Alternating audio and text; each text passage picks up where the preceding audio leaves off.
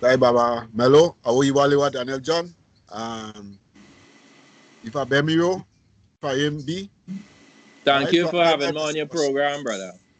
So another discussions on the Ifa tradition, or Ifa discussions, or Orisa discussions to be exact. So today we could chat on the concepts and principles that takes on initiation, or the importance of initiation in building the community, because I think that is one of the basic foundation. You know, the rites of passage. A lot of people say we practice our tradition and we practice Isheshe, but Isheshe is built on rites of passage. So from small, you get to Sentai, you go up to your puberty, you get your marriage, initiation into marriage, initiation into family, initiation into eldership, then the initiation into priesthood, initiation different certain cults and, or I say, organization bodies which you may join. So I think that's all right, but I think you miss out one that is extremely important. Initiation into puberty, manhood, and womanhood. That is something that is very, very important to any community. Right. Because that is going to determine the offsprings, the marriage, the children that is being produced in the community. Right. And children are particularly considered to be one of the greatest assets that parents or that a marriage could produce. Because anytime there is marriage, the expectation of the community is that that couple is going to produce offsprings.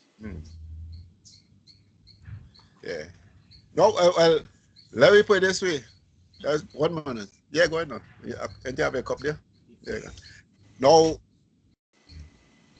well, our role now is to see about children. So basically, it's supposed to also be our role, which we supposed to have experience. You know?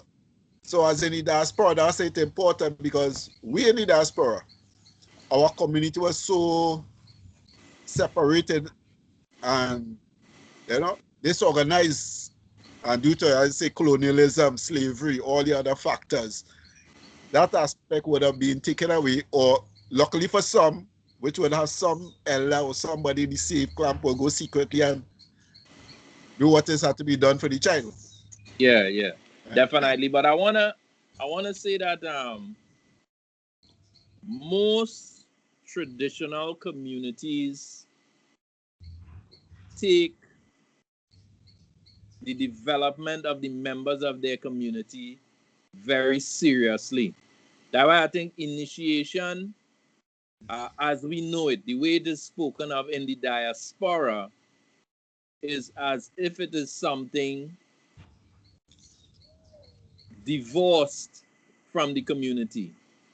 But in African tradition, every stage in a person's life, there is a ceremony that recognizes that change or that stage that the person is entering into. Starting, of course, with the first one that you mentioned, which was the Isentai. Yes, but maybe you should talk about that a little bit because we want to start at the beginning. All right. Well, Isentai, when the child foot has first touched the earth, which is where he has done between 3 to 7 to some say 9 days after the child is born.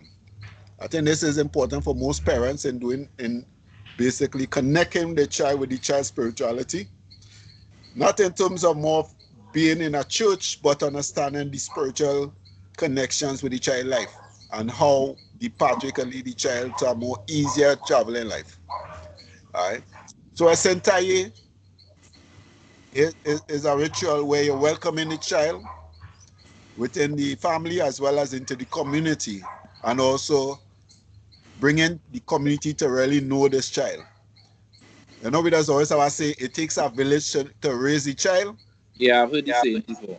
But so if the village know all the aspect of the child, what is the taboo of the child, what the child should not wear and what the child should wear, what is the destiny of the child, then the village could truly raise the child, because they will always be reminding the child, hey, you should not be eating that, you should not be doing this. Because if the community don't know, basically the same community that's supposed to help the child will be destroying the child. So the child not supposed to eat lollipop. Every time you see the child, you want to get the child lollipop. Because you don't know. Okay, well then I guess that is why it is very important that when these initiations or rite of passages takes place, that all the members of the community be present to witness it. Because I think the sense of village, the sense of community, the sense of members of the community working together is an integral part of the African tradition that we have lost in particular. Now, I want to go back to something you mentioned, right? You mentioned Isentai is the feet touching the earth. But then, that leads me to a curious question because as far as the tradition goes, the belief is that persons who were here before, right, and has transitioned to join the ancestors, some of these ancestors reincarnate. From the reading that I've had from one particular author, Aofatumbi, he mentions that every 7 generations, that's the exact number that he mentioned, that a person would return in order to be able to determine whether or not they were successful in fulfilling their role as being an exemplary model to the young members of the community and their own offsprings. And in most instances, the book said that they are actually born in their own line. So they have a chance to see firsthand where they have succeeded or failed. Give us your views on how that relates to the same Esentai that you just mentioned. All right. Well, remember, Esentai is just a reenactment of the soul or the spirit coming into earth. But in terms of that connection, that goes in reference to ancestral or ancestor continuation, or say regeneration or reincarnation. Now, if we take the whole principle that was outlined, every 7 generation, that means every certain cycle in a spiritual pair, the family have to rejuvenate itself. All right. So it may not be an ancestor we may know or ancestor that we would have had connection with, but everybody that is born within your DNA or through your DNA or RNA or whichever one, there's a connection. So remember now, when a family marries another family, we don't say a man married a wife, but in tradition is a family join a family. So when that family connects now, somebody out of that other family basically becomes part of the DNA of the newborn that is going to come. Because the new husband now bring his ancestral lineage, the new wife bring ancestral lineage, that combination. So somebody through whichever lineage may have to come through that child. All right, but then let me ask, because now you see you're raising up other things. Because, all right, in the case of a marriage, is it essential that the couple go and have a DAFA done in order to determine whether or not that is a marriage that is supposed to happen based on Oludumare's guidance for the individual's lives? Well, that is a very valid question. But I always like to put in perspective as to where we are today in Trinidad and Tobago, as to where the tradition is. But within the tradition, that is always an important aspect before marriage. Compatibility, knowing the family's destination, what is the best for this marriage, because somebody could love somebody and that person is the worst enemy, because if that never happened, we'd never have domestic violence. Okay. So most people fall in love through just the interaction, but they will never check there would be a problem. How do we avoid the problem that comes through DAFA now? We'll see there's an incompatibility, but this should be fixed and it allow the compatibility to come in and they'll have a prosperous and a well marriage. All right, as well as I may want to ask. So even if a couple goes and have a DAFA done, and for some reason there is some kind of a problem, some kind of incompatibility in some way or whatever, is it possible that at the end of that DAFA, whatever comes, is it possible that it may have a formula in the form of a eba or a taboo or adimu or some ritual that could be performed by the Babalawo who does the reading that could possibly correct the problem. Yeah, there will always be a solution. But being their solution, does the participants want to adhere to the solution? Because sometimes it may just be that this person should not drink. So the husband should not drink because he may become violent, or the wife should not drink because she could become insulting to the husband and create the problem, is if they're willing to follow the advice. So all right. So then, just before you continue, right? Hold the thought right there. Yeah. So then, are you saying that when the DAFA is done and you are given particular taboos, is it because that DAFA is looking ahead into the future and actually saying that we know this particular behavior is going to be cause the marriage to dissolve? Well, exactly. Now, you may use the term taboo, but that same taboo is really what the sacrifice is. But then what is a taboo though? Because for people who don't know. Well, taboo is something which you try to avoid to bring about the negative energy or to bring about a bad event situation. So something that you may eat that gets you sick, they say, okay, you should not eat this. It comes like you have an allergy to certain things. You try to avoid it because that was what will be always hindering your progress, bringing the dis-ease. But now the taboo could also be the sacrifice. Okay, so then again, my question is it that when you go for IFA consultation, the oracle or the system that is used for divination, is it that it is seeing far ahead and could anticipate, okay, if you don't stop eating this, you're going to end up with prostate cancer. If you don't stop eating this, you're going to end up with fibroids. If you don't curb this behavior, you're going to end up destroying your marriage. Is it that in that DAFA, that the reading is so much into the future that it exposes a behavior that might be happening now, but that could ferment or get worse over time, that could possibly cause some kind of health problem, disruptive behavior, destruction of marriage, etc., etc. Is that what it is?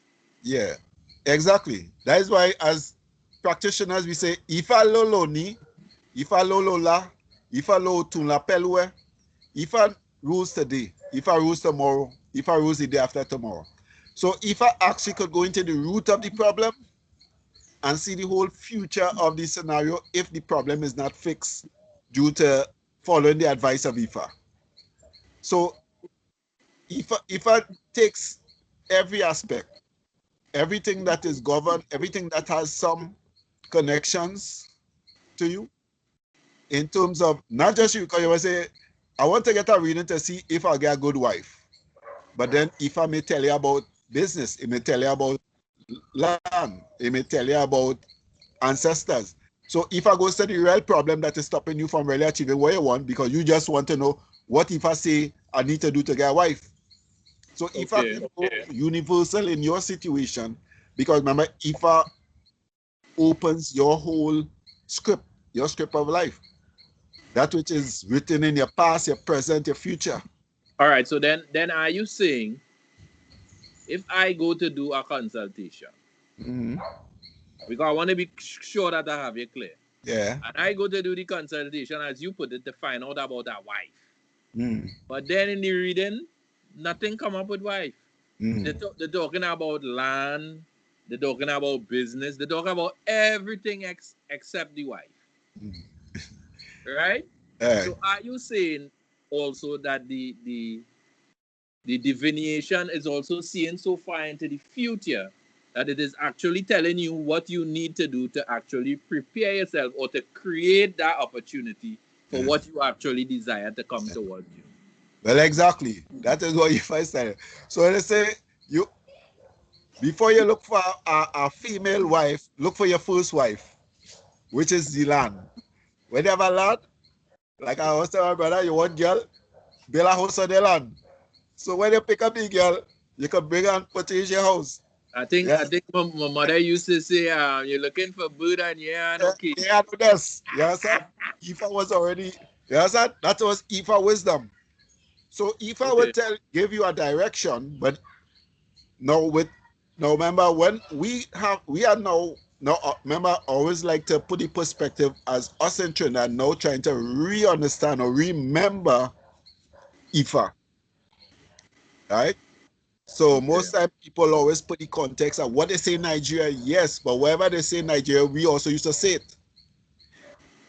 So when I say, if I did listen to my mother, if I did listen to my father, if I did do what my grandmother did say, so if I always say, if you hearken to the word of Ifa, all will be well with you.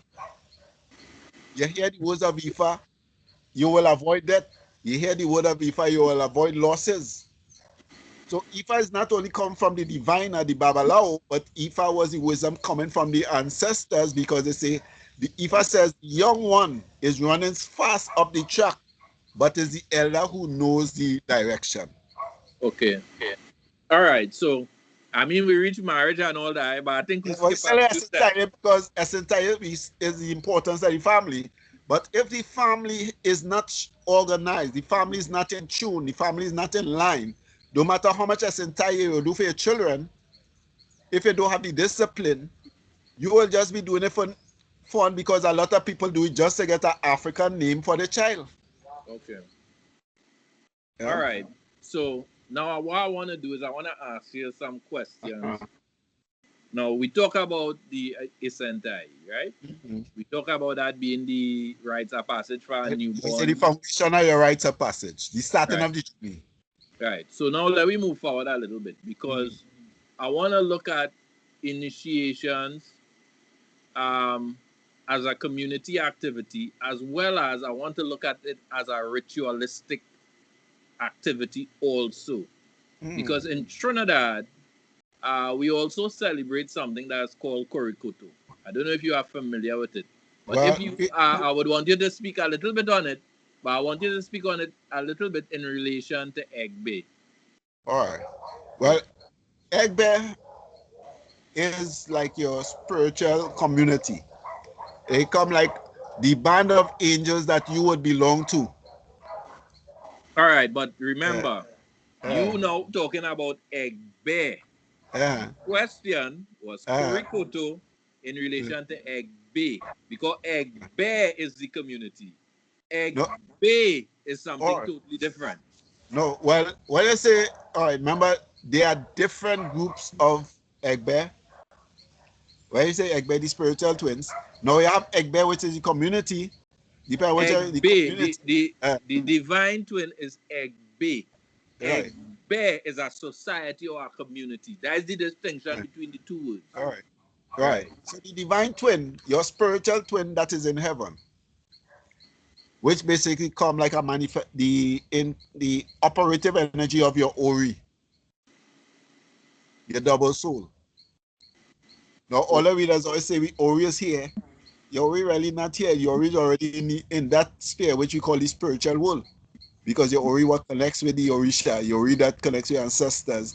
Your Ori communicate through the dreams. Your dreams is really, they have any conversation and you are seeing the dreams in your dream state, in the subconscious world. Right? Now, I can't give much on the Korikoto, because in terms of Trinidad, we have already known just as a Korikoto, Milojo, Orisha Wele, Milojo, Olodo, Baba, right? It was more in terms of some aspects of historical writings as to our connection with Korikoto. All right, but as far as you know, manifestation. Okay, Korikoto is in relation. Ko-ori, koto. You understand? All right, but generally, that makes things substance. You remember you say to, it means I seal. To, it is done. To, complete. Okay. So remember, you always play Yoruba words as a play on the actions on the word, right?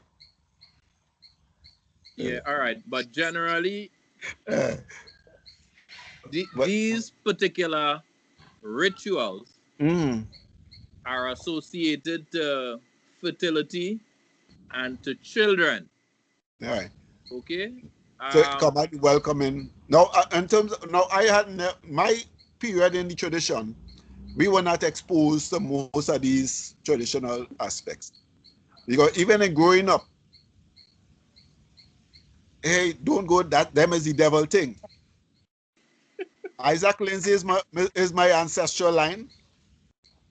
Grandmaster Primus, which was a esoteric writer in the bomb, used to write all the metaphysical writings on the bomb, is also in my bloodline.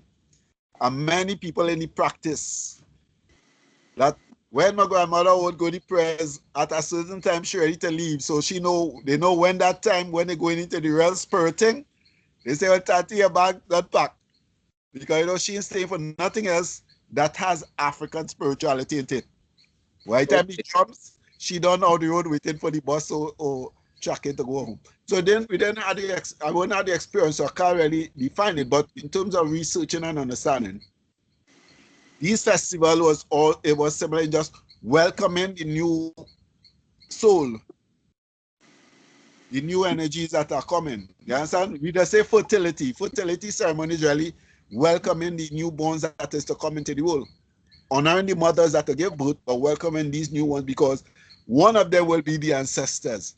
One of them will be the one to bring the answer to the solution. Just as they were waiting for Jesus, to be born in the manger and say, this child is the one to save. We also recognize there's one that is coming to save us through the mothers. So we always celebrate the coming.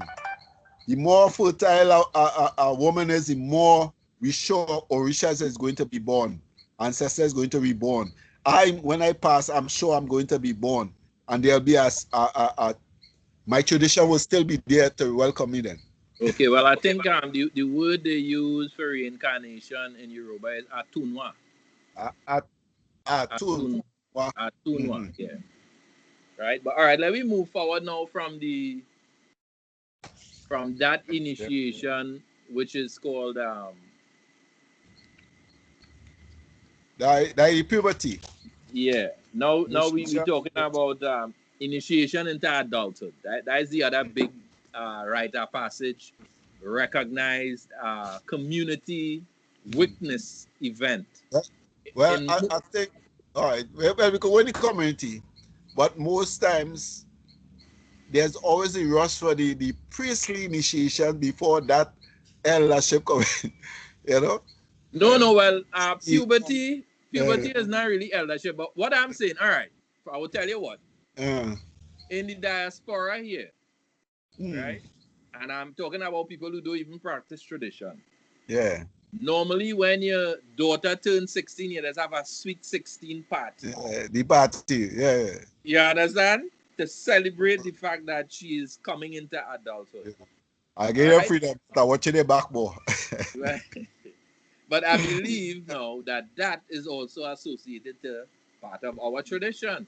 Yes. Because once your child reaches a stage where they becoming an adult, then there are expectations. Expectations and what? True.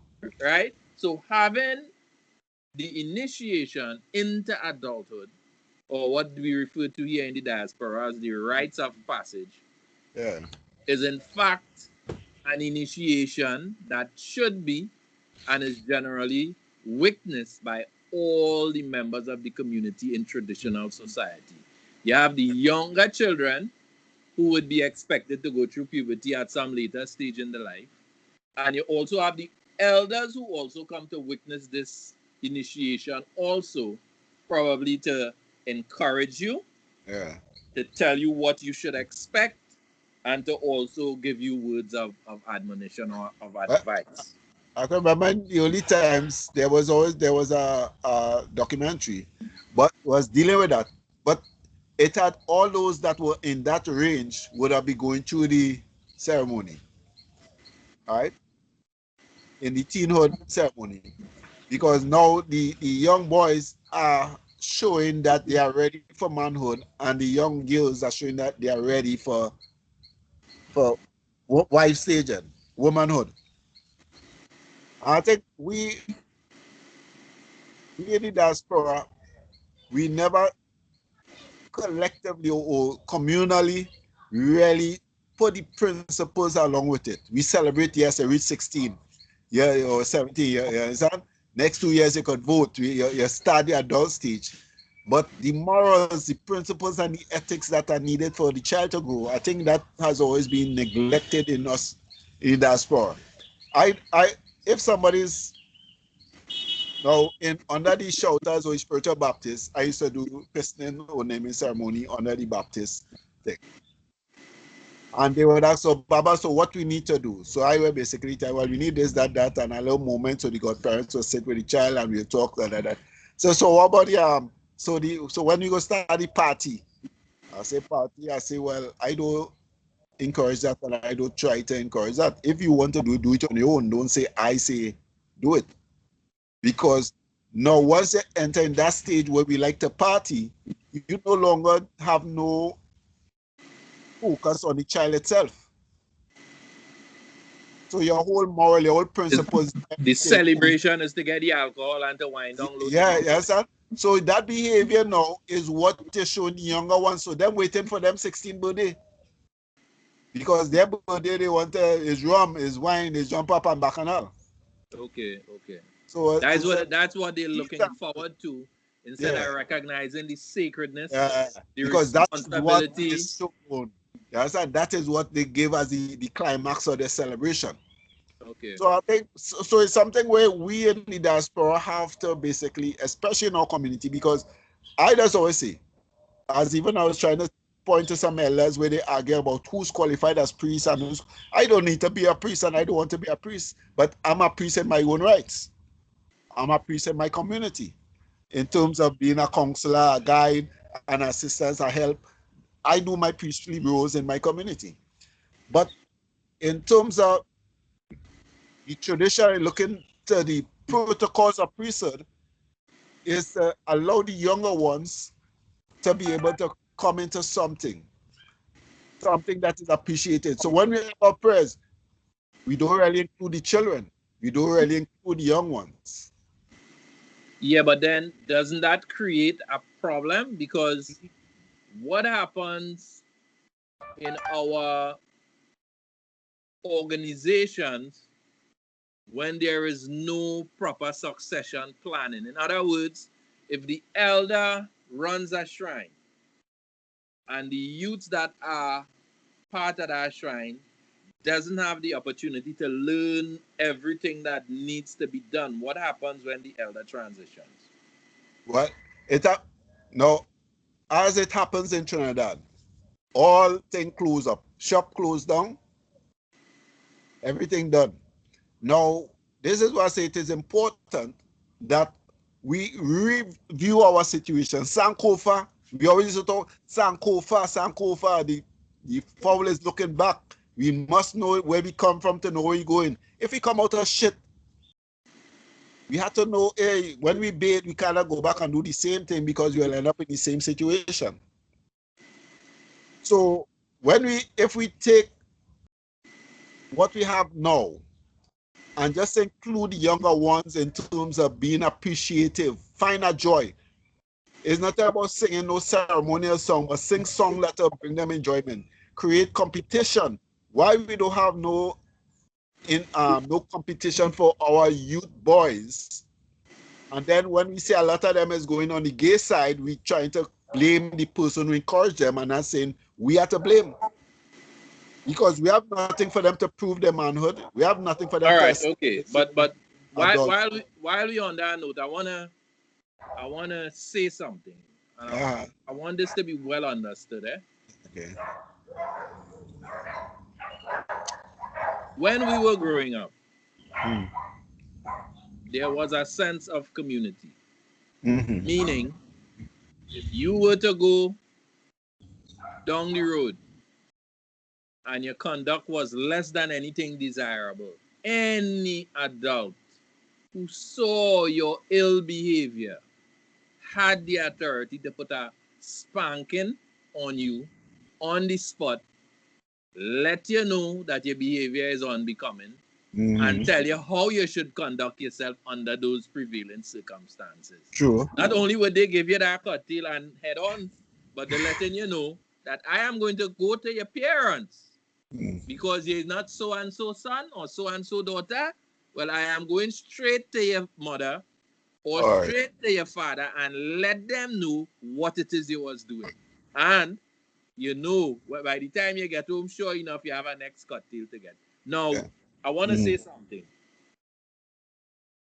Today, because we no longer have that sense of community, if a child is doing something that is wrong, that is immoral, that is unethical,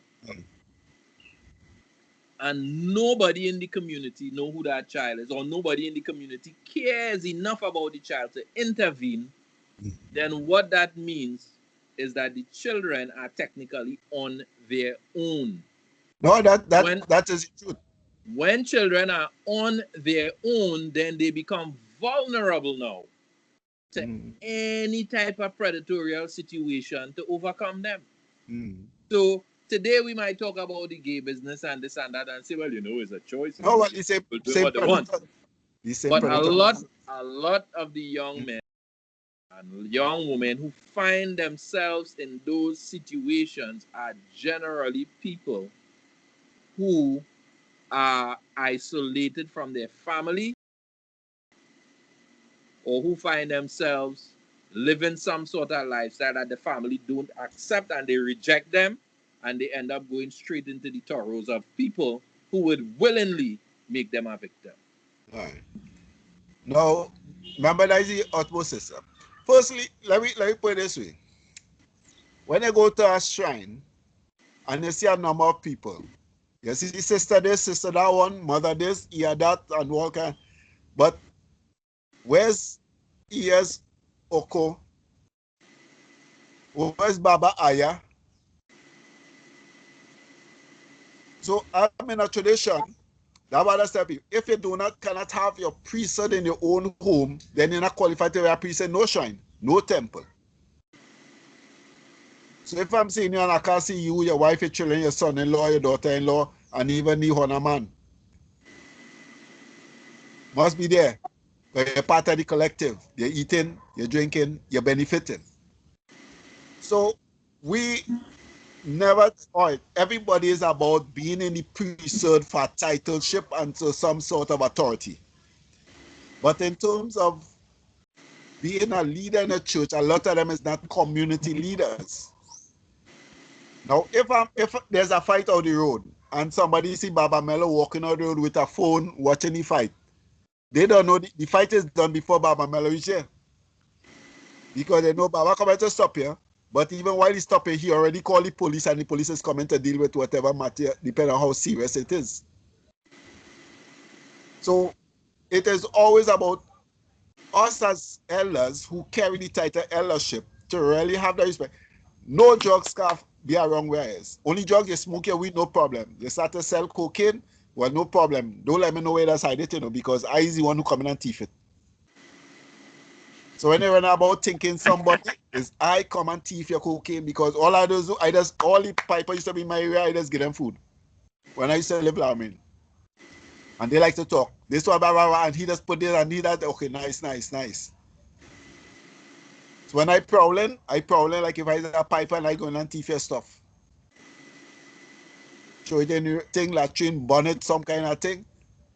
Because if I am not responsible for my community, but I want to tell you, pay me 12,000 so I could fix your business so you could be living good in your community, but I ain't fix outside your gate.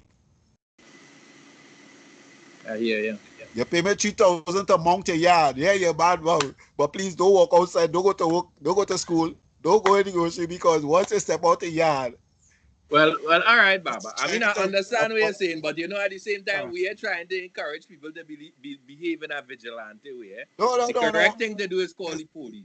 No, that's the police deal with the lawbreakers, right? I just said. Yeah. Because we don't want to give people the impression we encourage nobody to go don't go into that road. Yeah, it's trouble. No, but and this is where come back to in terms of initiating our young ones to be responsible, not just Yeah, to but be then, some. all right, but then could I ask a question though? Mm-hmm. No, you say initiating them, Mm-hmm. right?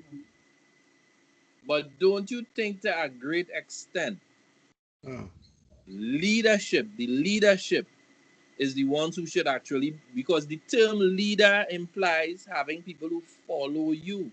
Yeah, So if you're a leader, it means you're in front and everybody else follows you. So it yeah, therefore means the examples that are being set by the individuals who are in positions of authority has to be good examples. yeah. Because if these examples are rotten, then guess what? All the followers are going to be following them in the wrong direction. But you know, in today's society, we're not sure who's rotten and who's not rotten. Because the one who may quote the law and the principles and the protocols does do more damage than the one who cannot quote the law, do not know the protocols, but just have a sincerity in heart to do that which is needed to be done. All right, but I So, mean, I so could take it. leadership. Listen, no, no. For that matter, I was going to spare, but I would take it to Uh, task on that statement because here what now? uh, Let me talk a little bit about protocols because uh, if you visit one shrine here mm, and you visit the next shrine over so, and then our next one in the back of your down so, you would notice there is no uniformity in practice. The yeah. songs might be the same, right? The individuals who are the leaders all have their own individual styles, Mm, right? And it doesn't seem that they all govern by the same rules because someone would live this way, and then if you observe the next leader, he live in a next way. If you observe the next one, he live in a different sort of a way. mm, Even to the point where the topic we was just discussing about the homosexuality thing, you mm, even have that among leadership. So then the question is, as I say to you, you are saying protocols. But mm. I am going to ask you now which protocol? All right. Because what protocol is there to Well, guide the leaders so that they could now teach the followers, look, these are the rules and this is what we need to follow. Where are these protocols written? Where are they? well, firstly, we have to be honest when we deal with Trinidad and Tobago. I cannot deal with outside and America. We in the diaspora, but we in we own little circle in diaspora. We have organizations, but they're organization which is close-knit organization. You have the Orisa Council of Elders, you have the Orisa movement, you have a IFA Council of young junior priests or something. So you have the Council of Traditional Chief. So you have council, you have groups and you have bodies. We don't have a collective community body. Now, this is what I have established when I form IFA Orisa Community Congress. So the Congress will be where leaders, or if there's no leaders, so I'm training people to become leaders, will be representative of their space in the community. So when we sit together and set protocols, it is for the community. Now, when we say protocols, there are outlined protocols of the tradition. There are rules and regulations that governs the tradition. Now, interpretation may vary. Just as all laws, there's basic varying interpretations. But what is going on in Trinidad, we have to remember that there's something called what is your truth and what is my truth. Now, my truth, I practice Isha Ifa or Ifa tradition, the tradition of Ifa. Okay. It have those who will argue as the Ifa, which they dealing with the religion of Ifa. So there's already have two different conflicts where they see because I'm watching from my religious eye, trying to tell you in your traditional eye, hey, you're not supposed to do this and not supposed to do that. Now, I'm doing initiations. It have person say, oh, you cannot do initiation. Yes, true, but I'm not doing it for initiation, but I was Yeah, but supported by Baba, uh, excuse me. uh, Let me be kind of clear. What exactly is initiation? Because I mean that's what we started off with. right. And we So go into all this thing. Hold on. We went into yeah, all these things about leadership and homosexuality and all of that thing. But because I am of the opinion, the issue of leadership, in my view, is a form of initiation. Because if I am showing you this is what I am doing, then I am saying to you that that behavior is acceptable, it is normal, and it is one that you should also exercise. Hold on. When you initiate somebody and you do a bunch of rituals and you call the community to witness this act that is being performed, because at the end of the day, all rituals and ceremonies and initiations is particular acts that are being performed. That is what makes it an initiation. You get? Now, with the act that is being performed, we are now bringing a person into a stage and we are saying to them, we expect beyond today that you will conduct yourself fittingly to what we have invited you to be a part of at this stage in your experience on IE. So I am saying, when people are leaders and they performing acts in front of the entire community with the lifestyles, I am saying that is an initiation also. No, and I'm deadly serious. Oh, of course. Because remember, if you're performing actions that are outside of Isheshe, that is not considered a part of the tradition, and you have followers, they are going to believe that your behavior, your conduct, your attitude is the correct standard that they should follow. So to me, it is a form of initiation. When you initiate somebody, you tell them, okay, well, you reach at this stage, and beyond now, we would expect that you would carry about yourself in a particular way, and this year that we're doing here symbolize this, and this year that we're doing here symbolize that, and this year that we're doing here symbolize your journey in life and this and that and the other. So all the rituals, everything that you participate in is a symbolic representation of a journey that you are now about to start. Now, mind you, I want to be clear on this. Having that ritualistic experience does not guarantee that you are going to be the thing that you are aspiring towards. Many people go and they do the ritual and they never learn a thing after that. Sure. So they would have a title as I initiated this or I initiated that. But then when you sit and you observe, you would see that there is much to be desired of the individual who is claiming to be the owner of, who is claiming to be the thing that the title bestows on the individual. No, brother, I'm so serious. You're laughing while I'm talking, but I am so serious. So now what you have, if you have individuals who have stepped up to the starting line for the race, right? Who's supposed to be prepared for the race, who's supposed to be journeying during the course of the race in order to reach the finish line, and they never journey, they never develop, they never grow, they never practice, they never learn. So how could they be seen as being a responsible person who fulfilling a function that is associated to a title that they flaunt? I want you to answer that, and you're laughing, but this is very, very serious. Because when you're dealing with the issue of leadership, you expect that the individuals who have taken the mantle of leadership would be good examples to the people who follow them. Go ahead, brother. Answer the question. When you wear these things, it says, most time it's supposed to say you have been initiated into a certain sector of the tradition. Okay. Right? So once you are initiated, that means you are an exemplar of a certain cult, a certain group. You don't like the word cult, but a certain group of the tradition. Now, a lot of persons who claim that they have title, they have good claim because they paid the money to get it. Right? They have that, was not to say they were recognized into that position. They were observed and people saw their contribution and say, yes, I could give support to this person. I could give respect to this person as a leader. They paid their money. So sometimes in paying your money, I know you have not achieved the things where people who did not pay money can achieve. Then you just have where you just have the conflict of leadership.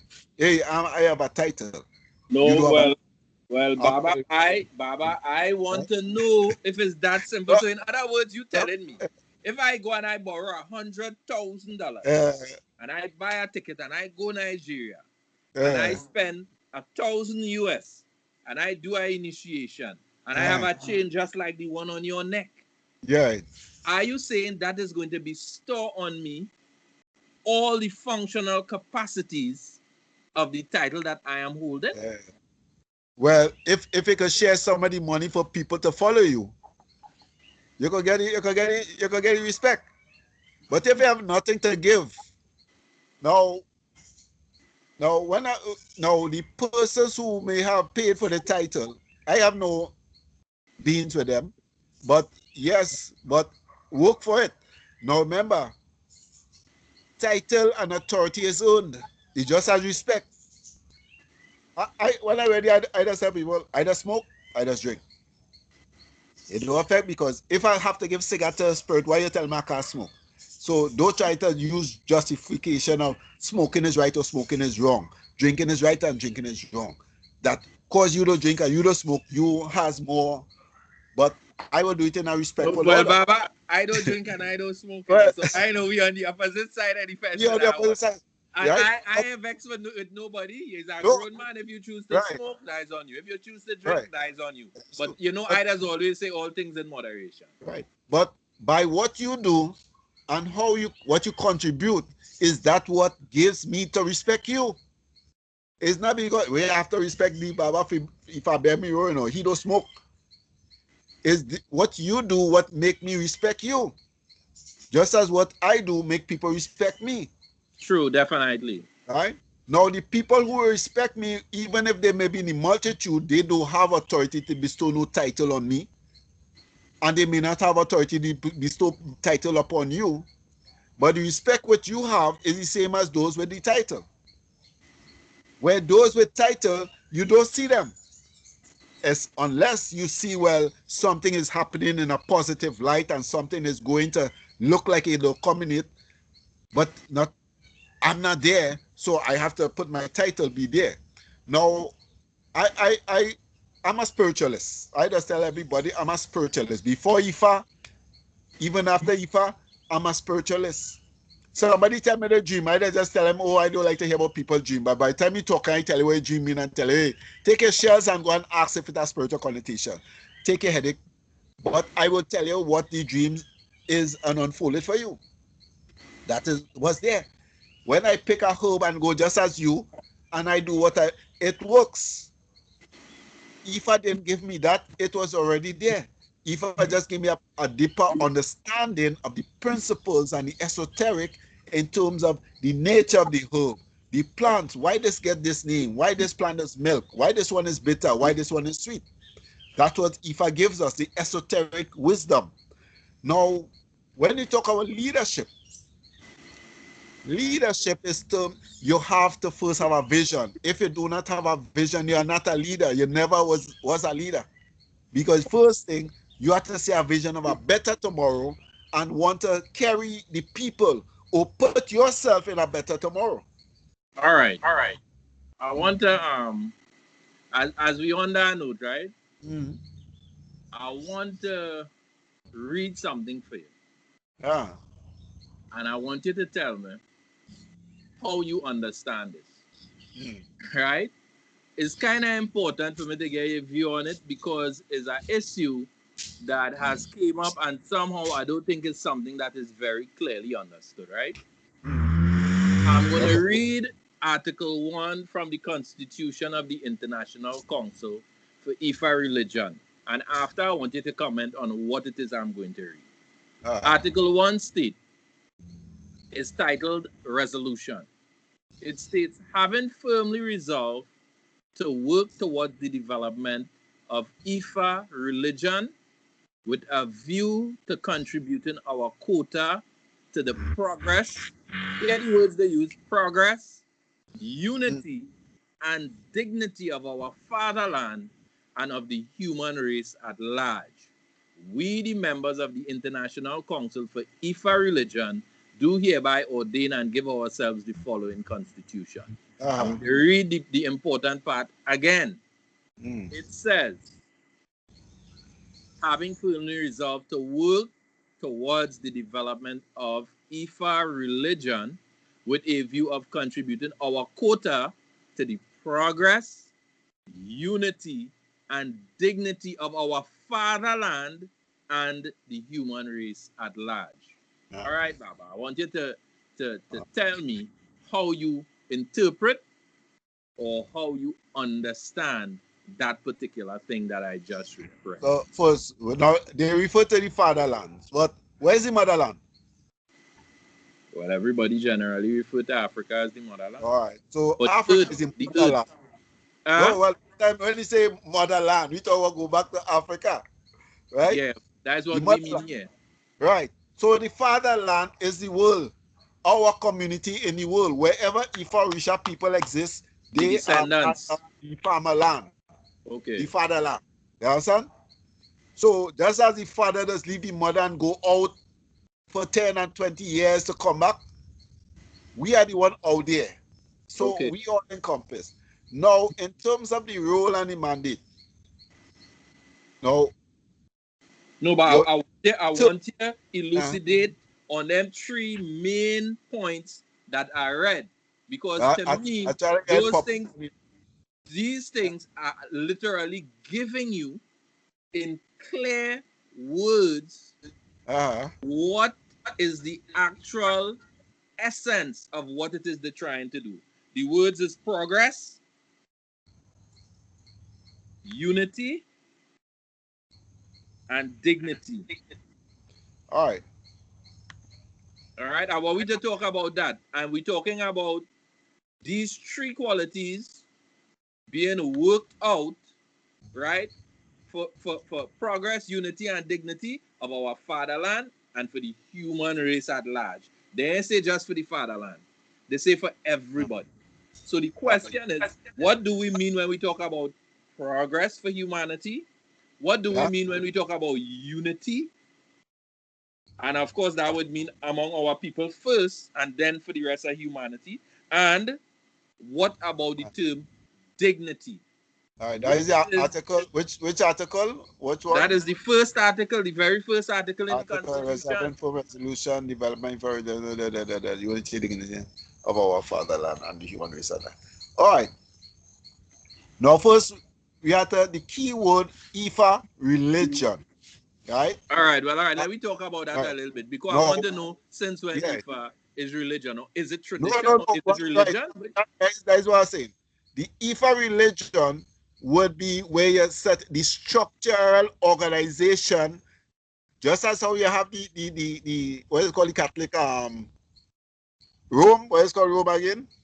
The Vatican. The Vatican. Right? So Ifa religion supposed to be, that council supposed to be as what would be the Vatican. All right. Baba, before you go there, I think it is important that we understand something. Ifa is a tradition. Religion, Baba, religion is one part of a tradition. Right. Now, if we go to, I think it was 2018, the president before Popola, Adiwolo, I can't remember your name right now, which he referred in terms of, out of the 8 essences of IFA, the ICIR, the International Council, is more dealing with the religious and the sacrificial aspect, which is one of the aspects of IFA, right? So I just say the resolution of the article.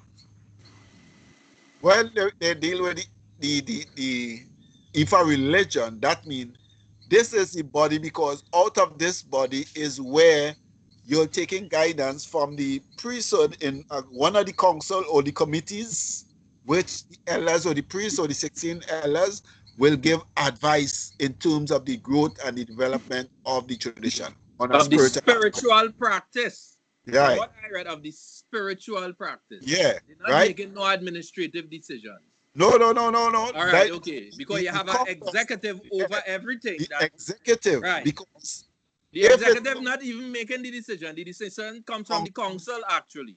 Right. The council that will be assembling in the local communities is the ones they have more weight according to this constitution than the executive. No, this is what, when I established the Congress, Ifa Orisha Community Congress, the Congress is basically the same thing in a sense, where you bring all the churches in a community and they would sit together. Well, so people wouldn't agree with our word church, yeah? So you better say Ile and temple and these kind of words, and Pali, and they want to hear that word church at all. Community Congress, that means you are of influence in the community, you are an initiate or a practitioner of the tradition. If I walk and I see you have Orisha flag in the yard, I'm going to tell you, hey, you're supposed to be part of this. Baba, what are you telling me? What do you mean Orisha flag? Orisha, there's a flag? Yeah. All right, okay. Go ahead. Once you have a flag of Orisha, that means you're doing Orisha worship. That means you're invoking Eshu. That means you're invoking Oshun. That means that you're in the oracles of Obi.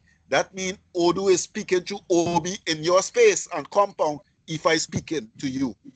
You do not know Ifa, so come and learn Ifa that you can speak and understand what the message is saying. And don't just say the Obi laugh or the Obi smile and the Obi answer or Ite answer.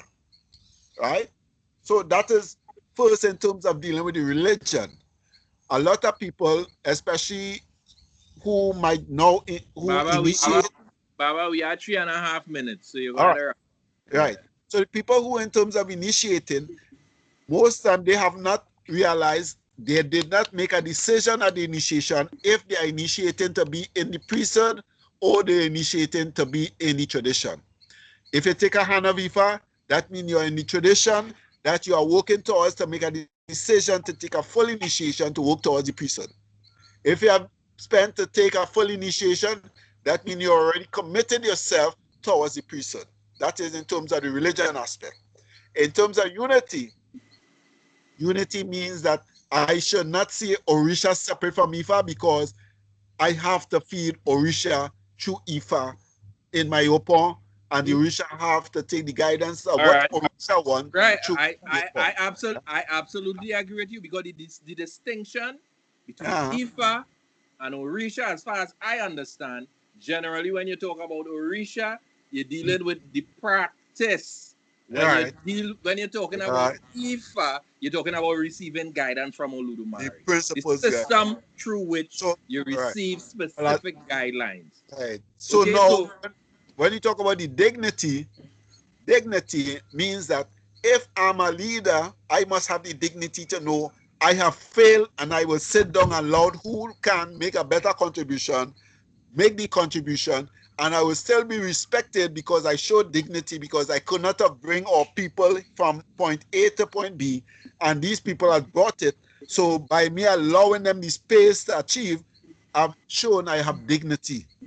We just try to hide Iwapele, and because people didn't see a cussing, nobody think we can say you have Iwapele. That's not Iwapele. Progress is when we start to see manifestation of all the ideas and issues that we has continually been talking about. We cannot have progress and talk with progressing, and yet still we don't have a headquarters. We don't have a lot of land with a container alone, even just a container and a shed or a tent, to say we have progress, and this is the first sign of our progress to evolve to the next level. So those areas which basically they outline into, we have to bring those situations into manifestation. We can't just say because we are recognized, oh, we are reading Orisha prayers in Parliament. That is not progress. That is come like saying we are economically poor and the Prime Minister put a plaque on the Treasury and we supposed to feel no, we have been empowered. We have a plaque on the Treasury, but we have no access to the money inside the Treasury. So we have no progress. So it is not to say we're not moving forward, but we're moving forward, but we moving with a level of sympathy. I always operate with empathy. Even if it comes to female, hello, I always said, oh, that is of the devil. I say thank you, because when I first saw you, I said, oh God, what a beautiful woman. When I enjoy you, I said, oh God, it feels so good. When you leave, I am not saying, oh God. All right, Baba, we already crossed the hour, so yada wrap up. Right? So aboye aboshishe. Conversations of Orisa conversation will always take it live and take it natural and raw as we can take it, but keep it decent. Aboye aboshishe. Okay, Odabo, Baba. Odabo, Baba.